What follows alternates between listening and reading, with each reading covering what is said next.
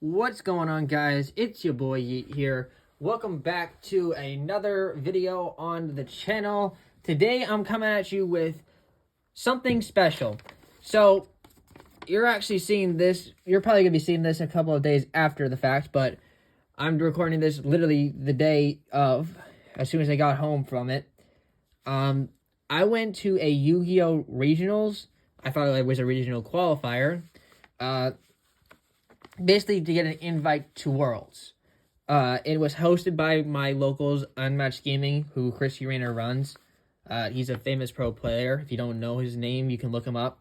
And I'm going to come at you with the exact deck that I ran. There's the list. Like, I literally have the list in front of me and everything else here on the side. I'm going to give you the breakdown of the deck. I'm going to explain to you guys the card choices that I did. I'll give you this right off the bat. I decided not to play plunder. And even if I decided to play plunder, I don't think much had changed. I know it's going to sound crazy, so if I'm doing this video, if you didn't do good, why are you doing a video? Because I want to look back on this, and I also want to at least let you know how my games turned out. So I decided to play a 50 card deck of Runick Naturia. I never touched, obviously I was practicing with Runick Plunder for a while, but I never touched the Naturia cards a day in my life, at least the new ones. But I had them all sitting in my my collection, and so I was like, you know what? I hear a lot of good things about this deck. Plus, it topped the YCS Peru and stuff like that. So I decided to put my own version together based off of what I saw, and because if I played card for card of a deck, everyone's gonna know exactly what cards are in there. So I needed to have some differentials inside of there, and they did come up. So first, let me give you a breakdown of my matches, and then we'll get on to the deck itself. So round one, I faced Sprite. I literally outvalued him in game 3, thanks to Moonin. That was a big W. Sprite Gigantic once per turn versus Sunflower issue came up, but it got resolved in my favor. Round 2, I faced one of my friends, Tyler Blaker. He played Branded Despia. That ended up being a loss. I couldn't make Nat Beast because he went first, and he also had double Ghost Spell in hand. Also, I ran into Dragoon. Both times when he went first, he made Red Eyes Dark Dragon Dragoon. That card is a huge problem. I have a huge hard time outing that out. Round 3, I faced Branded Despia again. Literally, it was just a rerun of what happened to in my match against Blaker, except a different person. And then round 4 was supposed to be the easiest matchup of my life. It was against Kashtira. And I ended up literally bricking games 1 and 2. I saw 0 of my side deck, and I mained 6 outs and I sided in 4 more, and I saw 0 of them that hand. And even though I saw 0 of them, I felt like I oversided, but I didn't side enough, if you know what I mean. But, yeah, I played 50 cards. The whole idea of me playing 50 was, okay, if you're basically going less consistent, no, not really. A lot of the decks in the meta right now literally remove cards from your deck. I'm talking about literally the mirror match, because Runicks are known for banishing the top cards of your opponent's deck. Kashtira has the ability to banish cards from the top of your deck. So I didn't want to lose to a deck out, but I also didn't want to put myself so close to there, so high up that it was there. So I wanted to do went in the middle and went right for 50. Plus I wanted to make sure I have enough hand traps to go against Cash and everything else like that. So yeah, that's the reasonability behind the deck. First things first. Since I already told you now I'm playing Naturia Runick, I don't have to hide this from you anymore. But you're probably wondering what this is. So at the event, there were a couple of pro players here, and I actually got one of their signatures. If anyone knows who Pac TCG is, he's famously known that he was one of the people who went and he started getting popular because he was invited by Sam and Steven Trifanowski to go participate in the team thing, and that was how Pac got into the whole thing. So this is his signature. Just kind of wanted to say that, like I've watched his videos a long time, so to finally get his signature added into my collection, is really cool. So yeah, without further ado, I'm gonna zoom this in, and we're gonna get started with the deck. Leave a sure like and subscribe. This probably might be a long video, not just because of the explanation, but simply because of me, of how I'm explaining the deck. All right. Start off with the monsters. We're playing probably the one card that that's really new for Naturia. This is Naturia Camellia. This and the next Naturia both came out of Darkwing Blast, I believe. Yeah, Darkwing Blast. These and the one spell card is literally what makes this deck even tick. So if Camellia is normal or special summoned, you can send a Naturia card from your deck to the graveyard. There's usually only one target that you're going to be sending. And if you would tribute a monster to activate a Naturia monster's effect, you can send the top 2 cards of your deck to the graveyard instead. If your opponent normals or special summons a monster, except during the damage step, you can special summon one Naturia monster from your graveyard. Can only use each effect of Naturia Camellia once per turn. This card has crazy 3 of the best effects I've ever seen on a monster. It does all you want. And so, if you don't know anything about Naturias, a lot of the monsters require sacrificing themselves and another Naturia monster to activate their effects. So Camellia helps change that. Being able to literally foolish any Naturia card is one of the it makes this deck so much value. And being able to revive a Naturia from the graveyard once per turn when your opponent normal or special in the monster, they're guaranteed to do that, so they have to get rid of Camellia off the bat or infinite and permanent shit. Otherwise, you're basically going to get free value. This card's insane, and it also is a level 4 tuner, so this card provided just everything. Best normal summon in the entire deck, 1000%. Next up is another new Naturia I'm playing. It is 3 copies of Naturia Mole Cricket. This card reminds me so much of the oh my god. Tribute this card to someone, 2 more copies of it from your deck, essentially. But I forget the stupid card's name, honestly. But anyways, this is Naturia Mole Cricket. It says during the main phase, quick effect, you can tribute this card, special summon 1 Naturia monster from your deck. Or you can special summon 2 Naturia monsters if your opponent controls a monster with the highest attack on the field, even if it's tied. If your opponent special summons a monster from the extra deck, you can special summon a Naturia monster from the graveyard. While this card...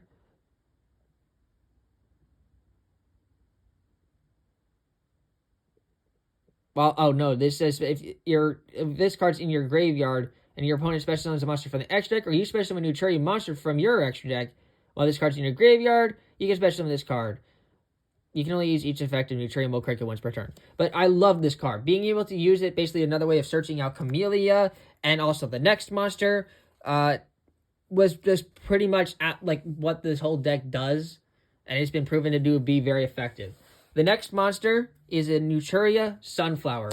I honestly really wanted to play this card at 2, simply because I always was feared of this card's going to get banished. It gets sent to the graveyard, and they're going to play around the Camellia and the Mole Cricket, so I can't revive it, or I run out of blessings. So I really wanted to play 2 of this. I only had 1, though, and a lot of most players play 1s, and that's definitely a change I want to make to this deck going on forward. But I'm showing you the list I played, not what I'm changing, not showing you the changes that I'm going to be making. But this card having the ability to omni-negate monsters, having the ability to negate monster effects, not once per turn, by the way, is absolutely bonkersly stupidly good. Honestly, it reminds me of the stinking Sunflower from Plants vs. Zombies, but this card is insane. Absolutely insane. I'm playing a copy of Naturia Stinkbug. You don't see this card most often, but I'm going to give a shout out to JP, because he's the one who put me on this card, and this card came in so much clutch for me, it's not even funny. Having the ability to be when a Naturia monster you control is targeted for an attack, quick effect, you just send this card from the field to the graveyard and negate that attack, then end the battle phase. This card was absolutely clutch. It bought me a turn against Cash.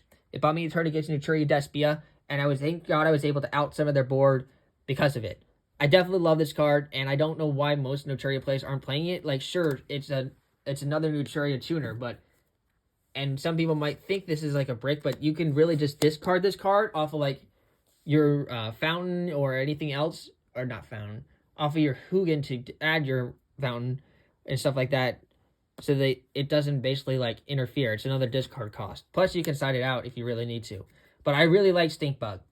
A lot of people are going to question my next one, and while I didn't know this card's past effect, like how it works, I played it because I wanted it as a, basically the body. You're going to figure this out eventually. It's Naturia Cliff. So I'm not going to get into like the fact that apparently his effect misses timing and everything, but why he's in here will question a lot of heads, and so my thought process was, okay, so if I have Cricket on the field and they need to be able to special summon 2 monsters, okay, bet. I don't want Sunflower right now because I'm trying to push for something right now. Let's tribute Cricket, pull out Camellia, but who else do I want to pull out? I wanted to pull out another level 4 because I wanted to make a level 8 synchro. So my idea was to pull out Naturia Cliff. So in hindsight, now that I know the Naturia Camellia does not have to be like 2 Naturia monsters, like a level 4 or lower, Naturia Camellia. Naturia Cricket doesn't have to like, okay, summon 2 Naturia monsters that are level 4 or lower. They can be any level Naturia, so I might play that level 6 one so I can go into a level 10 synchro. But point is, that's the reason why I had played Naturia Cliff in the deck in the first place. Otherwise, I probably wouldn't have played this card, but surprisingly, I was able to use him to make a free Xyz monster and a free synchro a couple of times in the duels, but anytime I drew him, he pretty much was dead, but I liked having him in the deck. That's all literally it for the Naturia monsters, though, so we're going to head into now the hand traps that I played.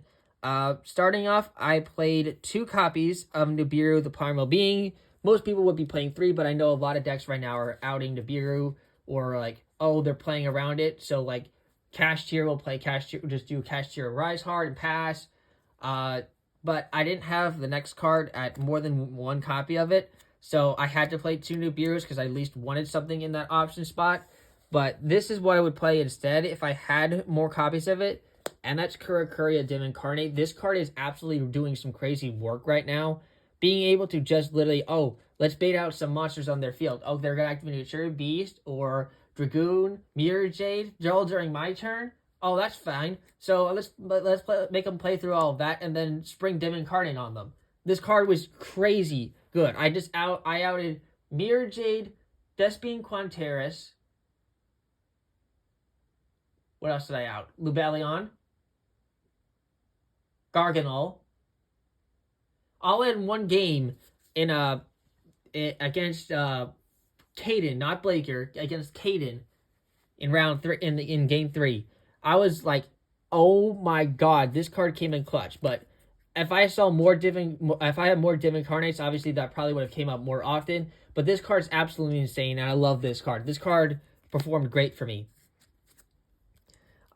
Next one is pretty much staple. Triple copies of Ash Blossom and Joyous Spring. I don't need to explain this card. It does a lot against every deck in the meta right now. The next card is probably going to be a head scratcher for most people, and the only reason I even played this card is because my other pro Yu-Gi-Oh friend, aka probably the coach that was helping me with Naturia Runick, his name is Henry Ferruccio. I will probably always pronounce and butcher his name, but I know how to spell it like the back of my head. It's called Iron Dragon Titanamon. Apparently this card is being seen a lot right now. I don't know what other decks is being run in, but this card is old as hell. It can't be normal or set. You must be special summoned by the following effect. If 3 or more cards in the same column, basically like a Mech Knight. Quick effect, you can special summon this card from your hand. You can only use this effect of Iron Dragon Titanamon once per turn. If this card is special summoned, destroy all other cards in this card's column. Neither player can use the unused zones in this card's column.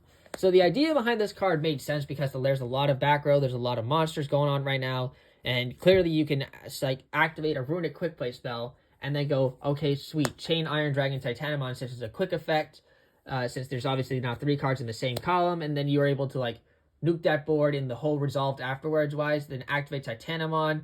The idea of it was really good. To be honest though, I only saw it one time.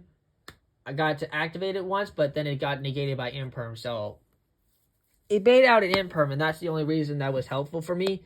I don't know if I'm going to play this card moving forward. It's still pretty early, but I did run it during the tournament. That's it for the monsters. It is literally 16 monsters in the main deck. Yeah, just had to double check the number, but 16 monsters in the main deck. Onto the spells. The one card that really also that you're pretty much adding to the hand would just figure out when you send out what card you're sending for the graveyard off of Camellia, which we'll get to later. This is Naturia Blessing, another card that came out of Darkwing Blast. This card has 3 amazing effects. It lets you special summon a Naturia monster from your hand or graveyard. Immediately after this effect resolves, synchro summon one synchro monster using monsters you control as material, including a Naturia monster, or fusion one fusing monster from your extra deck, including using monsters you control as material, including a Naturia monster. So there's a lot of things there's a lot of great effects that come out of this card. I used the fusion one time, and I used the synchro once, but then all the rest of the times I used the special summon effect. But the other 2 effects I did use at least once each during that tournament. So yeah, you'll see why. That's it. That's literally the only Naturia spell we're playing. The rest of the spell cards is pretty much Runick cards, except for like maybe 2 of them, which we'll get to like later. But I played not 1, not 2, but 3 copies of Runick Fountain. When most people like you nowadays see the Runick engine, they only play 2 copies for the Runick Fountain. I play 3, and Pac was also playing 3, and I didn't know it at the time, but my logic apparently was the same as his, and when we talked at the end, I found that out. So a lot of people are playing out to Runick Fountain because it's so very popular right now.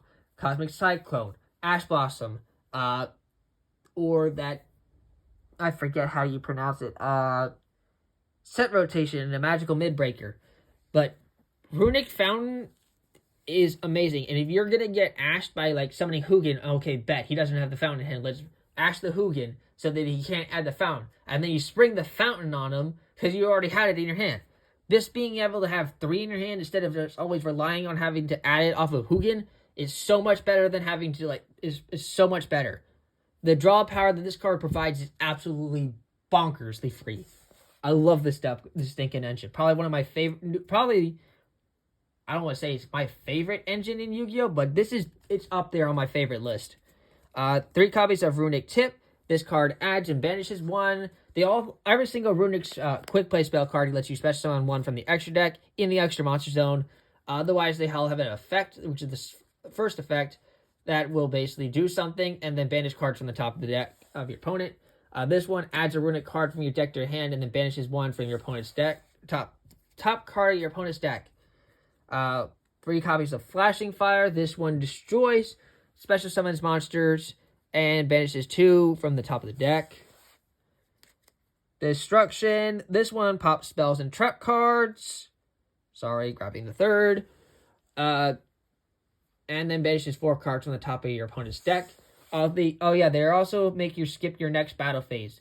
Thank God I was used to in the locals to going battle phase, then it gets skipped by Runick effect. But in the tournament, apparently you didn't have to do that because of time, being sped up with time stuff.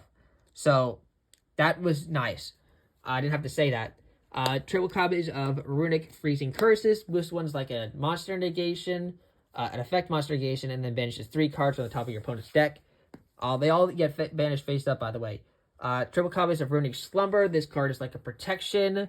It also banishes 3 cards from the top of your opponent's deck. And when I say protection, it basically makes one of your monsters can't be destroyed by battle or card effects this turn. The first time it would be.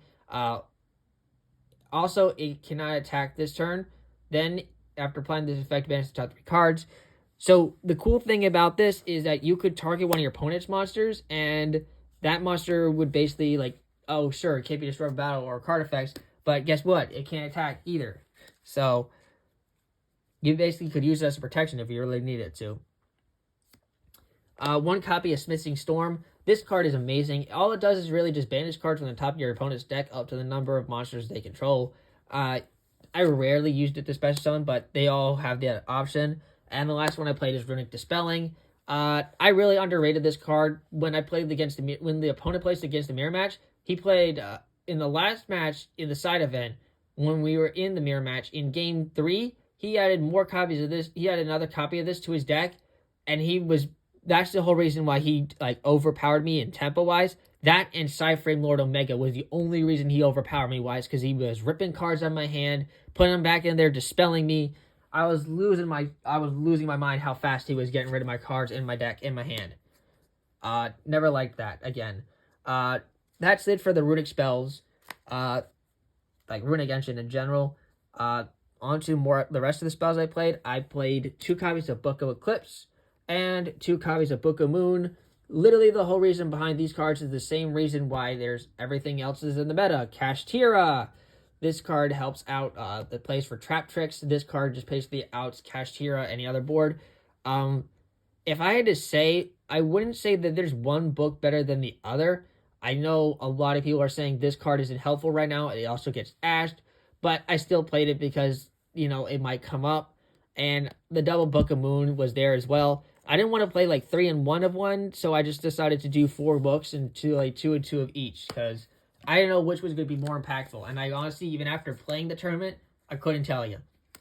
And the last spell in the deck is the Spice I was playing, and that's just literally 1 copy of Miracle Synchro Fusion. It's going to confuse a lot of people, but it lets you fusion summon a fusion monster from your extra deck that lists a synchro monster's material by banishing the fusion materials listed under from your field or graveyard. If this card is destroyed by your opponent's card effect and sent to your graveyard, you draw 1 card. That actually came up twice for me in the tournament, which was a nice draw. And was I able to resolve this effect card during the tournament? Yes. I was able to resolve it twice, and it's because I drew 3 cards off of the Runick Engine by just digging through my deck. I was able to see it.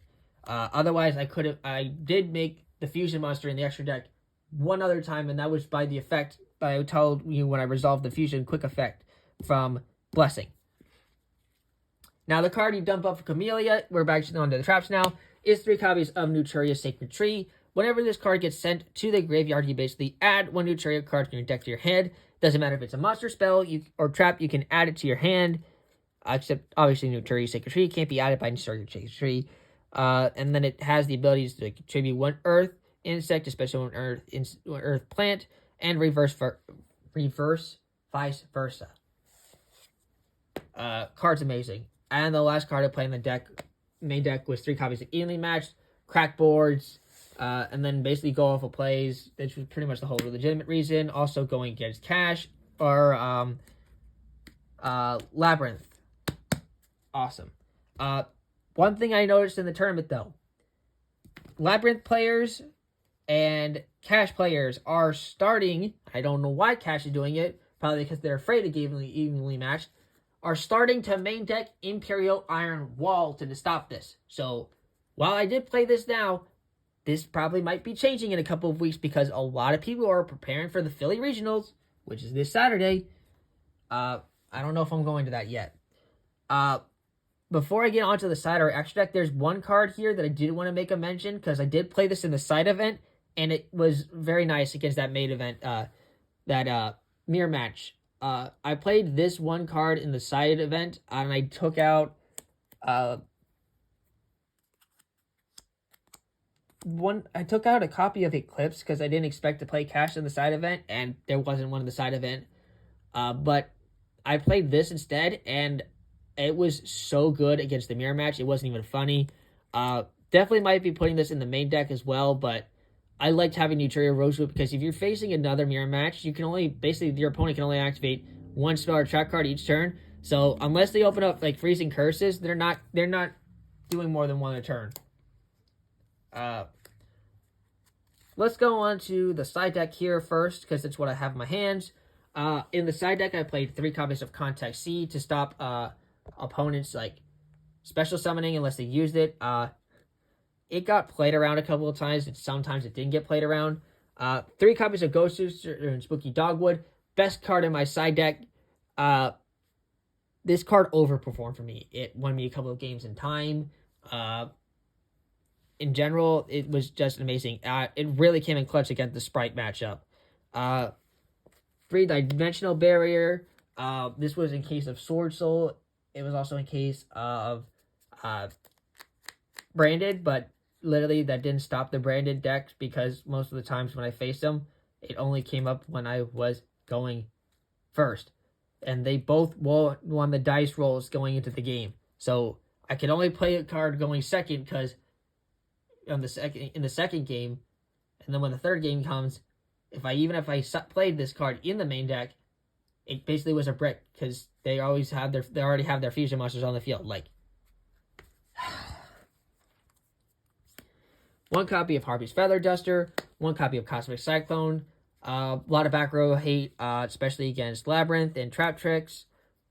Even sometimes against the Runick Clownstick Cyclone would come in clutch. Another card that I played to get rid of trap decks like that, or against like stuff like Eldritch or anything like that. I played a small little Jinzo package of one copy of Law of Cosmos and one copy of Jinzo. A lot of people are starting to play this now, except they're just playing the Jinzo and not the Law of Cosmos because they don't know about this card.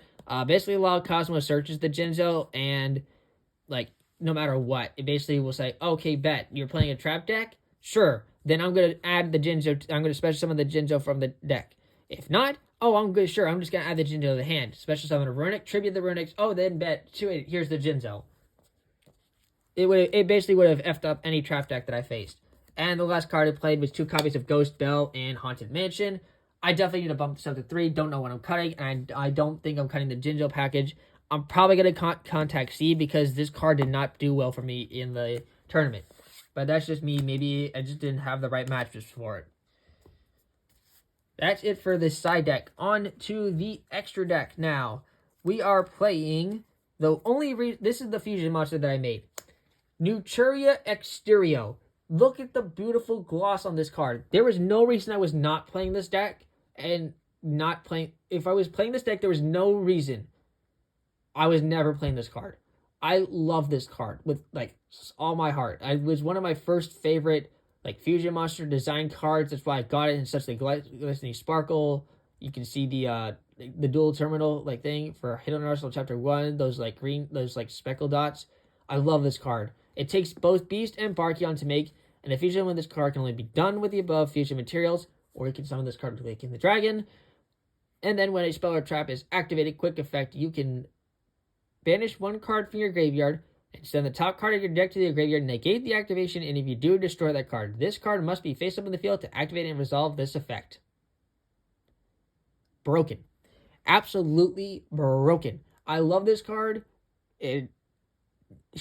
I still think to this day, when I look at its face over here, it reminds me of the Chinese dragon that the people's heads sit in. They move around it. It's so funny looking. It's such a great card. Really is. Obviously the Runick fusion monsters. I played Hugin at 2.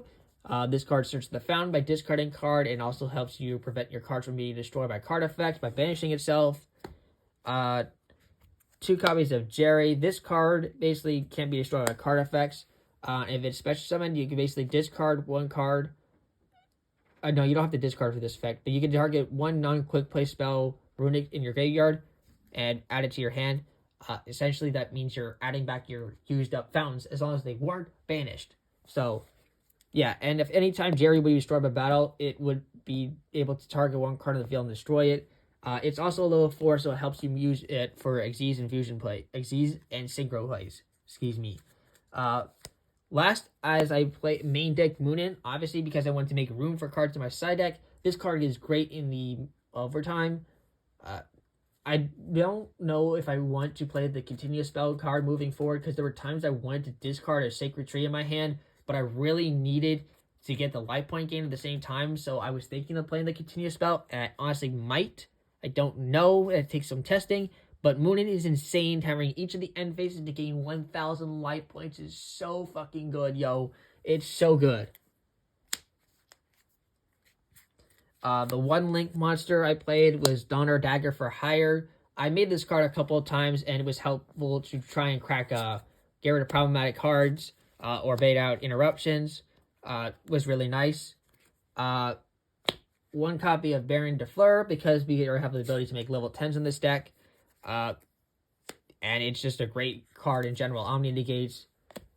Supreme Sovereign Soul Chen Ying. Chen Ying gets really big in a Runick deck. Like, really, really big. And just being able to protect cards in your graveyard, like, itself from cards in the graveyard, is absolutely crazy. This card's so good in this deck. The 1 level 8 Synchro, which is why in the first place I wanted to play the fucking Cliff, so I could easily, with one card, make this card. Scarlet Red Dragon Archfiend. In a Runick deck, you can't get the battle phase a lot. So I needed a way to inflict burn damage, and this is one of the ways that I found very effective. It's a board clear, so it lets you destroy all special summon monsters and then inflict 500 damage to your opponent for each one destroyed. And yeah, that's pretty much how I wanted to, okay, great. So if I can't have a battle phase, I need to still find a way to get rid of all these monsters and steal damage. Steal deal damage. So that's why I played Scarlight. I don't regret playing this card, but I definitely will say at the same time, there needs to be an easier way, because I do not want to have to use the Runick cards to summon Jerry, because sometimes my extra deck monster zone is already covered up by Hugin. That's why I wanted the level 4 Clip. And I don't have another level special something good level 4 like that. So I don't know how I'm going to make this card over and off, but the card was so good coming up. It helped me out the Sprite match. It helped me out the Braided Despia matchup. So good. One copy of Coral Dragon. This being the one of 2 level 6 synchros you play in this deck. A lot of people will play Stardust Charge Warrior in the deck as well. Probably replacing it for Chen Ying or replacing it but not playing my Putty Cat of Exterio. Stardust Charge Warrior is not good, people. I don't know what you played for the 1 draw, but that's literally it. That's literally the only reason you play that card. There are a bunch of level 6 synchros out there and you want to play Stardust Charge Warrior. Makes no fucking sense to me. This and the Barkion are literally the only 2 level 6 synchros you should be playing.